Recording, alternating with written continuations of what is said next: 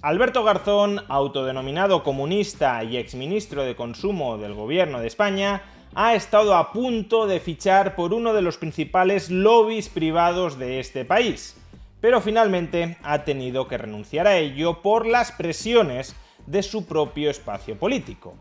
¿Qué lecciones podemos extraer de todo ello? Hasta hace 2 meses, Alberto Garzón era ministro de Consumo del Gobierno de España, conformado por una coalición política de izquierdas entre el PSOE y Unidas Podemos, hoy en día Sumar. Alberto Garzón ya había anunciado que quería apartarse de la vida política y que por tanto no iba a continuar como ministro dentro de este gobierno de izquierdas. Lo cual, por cierto, me parecía una actitud muy respetable y muy sana en lo personal, dado que mostraba que esa persona no quería eternizarse en el poder y que no tenía ínfulas mesiánicas.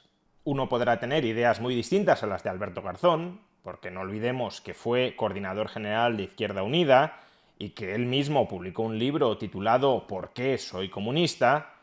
Uno podrá tener ideas políticas muy distintas y muy distantes a las de Alberto Garzón, pero al menos creo que había que reconocerle su voluntad de dar un paso al lado y retirarse de la esfera política, de la esfera de la lucha obsesiva por el poder. Sin embargo, la sorpresa saltó ayer cuando descubrimos que el próximo destino profesional de Alberto Garzón iba a ser Acento. ¿Y qué es Acento? Pues Acento es una consultora especializada en políticas públicas que fue fundada por el exministro socialista de José Luis Rodríguez Zapatero, José Blanco, y que está repleta de exaltos cargos del PP, del PSOE y también de otros partidos políticos. Por ejemplo, el presidente de Acento es Alfonso Alonso, exministro del Partido Popular con Mariano Rajoy. El director general es Guillermo Martínez, exconsejero de presidencia del gobierno asturiano con el PSOE. El director general adjunto es Miquel Gamisans, exconseller en la Generalitat Catalana a propuesta de Esquerra Republicana de Cataluña. Y en el Consejo Asesor podemos encontrar pues a Elena Pisonero, que fue secretaria de Estado de Economía con Aznar, a Esteban González Guitart, que es el hijo de Esteban González Pons, actualmente vicesecretario dentro del Partido Popular, Valeriano Gómez, exministro de Trabajo con José Luis Rodríguez Zapatero, Elena Valenciano, eurodiputada con el Partido Socialista, José María Lasalle, exsecretario de Estado de Cultura con Mariano Rajoy, del Partido Popular, o Rubén Monero, exsecretario general de Sanidad y Consumo con el gobierno del Partido Popular de Mariano Rajoy. Como vemos, Acento, como consultora de políticas públicas, tiene una muy amplia representación del espectro político nacional dominante, lo cual hace pensar que no solo actúa a modo de consultora, sino también a modo de lobby, aprovechando los contactos que todas estas personalidades que conforman Acento siguen manteniendo con la política activa, con los que toman decisiones en el gobierno y en el Parlamento,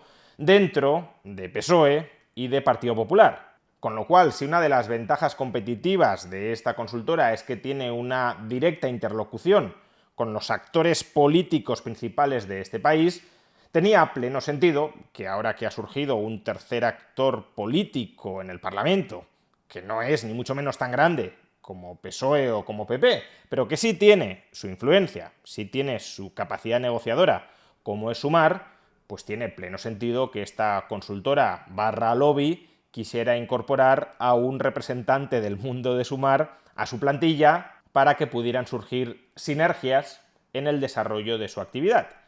Y ese representante del entorno de Sumar que se pretendía incorporar a esta consultora era Alberto Garzón. Pero claro, se da el pequeño problema de coherencia personal de que Alberto Garzón, a lo largo de su carrera política, había convertido en caballo de batalla su oposición, su crítica, su rechazo a las llamadas puertas giratorias. Es decir, a que un político del salto desde la administración, desde el gobierno, a la gran empresa, ya sea porque estando en el gobierno le concedió favores que luego se recobra con ese fichaje, o ya sea porque, aunque no le concediera ningún favor, se aprovecha de su red de contactos, de su capacidad de influencia sobre la política activa y por tanto lo que en última instancia ese expolítico está vendiendo y esa empresa está comprando es poder público. Por ejemplo, podemos mencionar estas declaraciones de hace años en La Sexta Noche. Felipe González, que se va a Gas Natural, mientras ellos tienen a Aznar, que se va a otras grandes empresas, nosotros tenemos el ejemplo de Julio Anguita. Y creo que eso es la pedagogía política que tenemos que lanzar para resolver pues, un imaginario español que todavía nos asocia en parte al Partido Popular y Partido Socialista. ¿Pero harían ustedes de ese ejemplo ley? Es decir, ¿eliminaría la puerta giratoria para que los políticos acabaran en grandes empresas, como ocurrió hasta ahora? Desde luego que sí, porque lo de las puertas giratorias es un ejemplo muy claro de esa vieja política en la que se entiende la política solo como una forma de conseguir espacio de interés privado. Es decir, alguien que representa al pueblo no puede después cobrarle o pagarle los favores a una gran empresa a la que además cobra sueldos millonarios después y utiliza los contactos que tenía con la administración pública. Hay que ser muy severo y muy tajante en el fenómeno de las puertas giratorias. O en el año 2016, citando en su cuenta de Twitter a Lenin, que no en vano Alberto Garzón es comunista. Decía Alberto Garzón: el siguiente texto habla sobre las puertas giratorias, pero no es de hoy. Lo escribió Lenin en agosto de 1917. Estado y revolución. ¿Y qué dice Lenin en este texto? La supresión completa del arribismo exige que los cargos honoríficos del Estado, aunque sean sin ingresos, no puedan servir de trampolín para pasar a puestos altamente retribuidos en los bancos y en las sociedades anónimas, como ocurre hoy constantemente hasta en los países capitalistas más libres. Pues bien, como podréis imaginar, el mundo de la política y las redes sociales, es decir, los ambientes más tóxicos de la sociedad, le han afeado a Alberto Garzón su falta de coherencia. Y estas críticas han venido no ya desde el ámbito de la derecha, sino sobre todo desde la izquierda. Compañeros, colegas y supuestos amigos de Alberto Garzón han cargado con suma dureza contra él por estar comportándose indignamente y, por tanto, por estar dañando al espacio político que hasta hace no mucho colideraba. Por ejemplo, Pablo Iglesias escribió un artículo: Garzón, el decoro y el orgullo.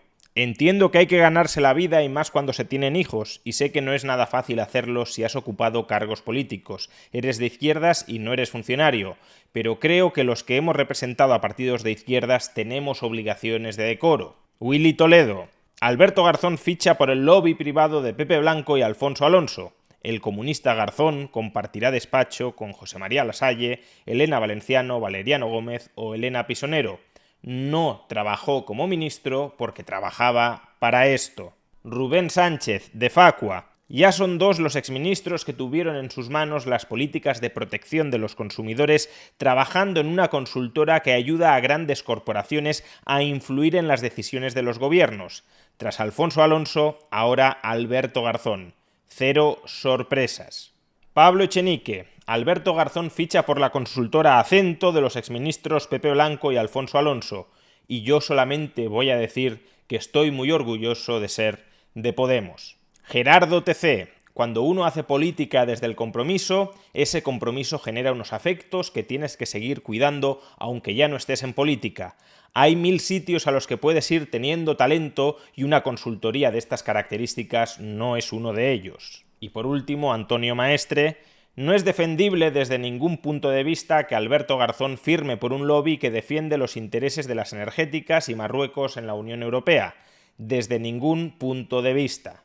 Y claro, cuando te llueven tantas tortas, no desde el espacio político rival, sino sobre todo desde tu propio espacio político, la presión para que termines tirando la toalla se puede volver irresistible.